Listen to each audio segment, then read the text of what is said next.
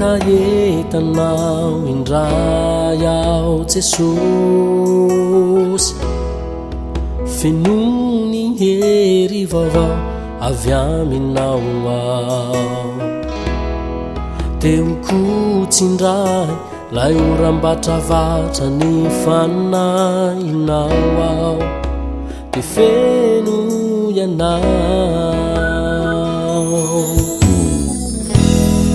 tiako iala ato anaty zay rehetra tsy avy aminao tiako anjakanao zay rehetra momba aisiny ao anatiko ao ny hoavy kosa izay takona mikio rehetra tiako anjakanao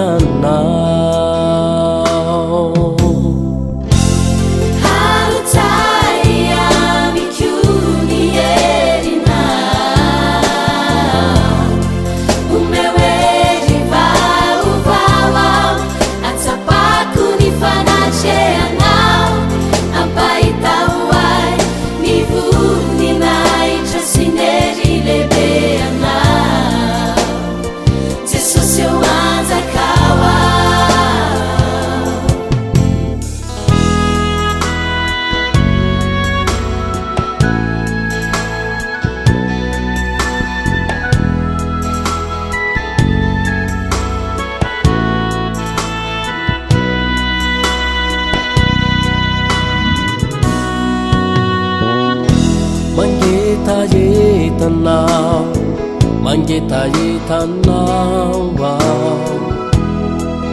fenony hery vaovao avy aminao ao teo kotsindray lay orambatravatra ny fanahinao ao de feno ianao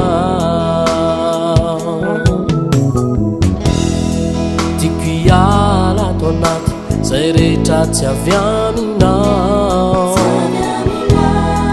tiako anjakanao zay rehetra momba aisiny ao anatiko ao ny hoavy kosa izay takona mikio rehetra tiako anjakanao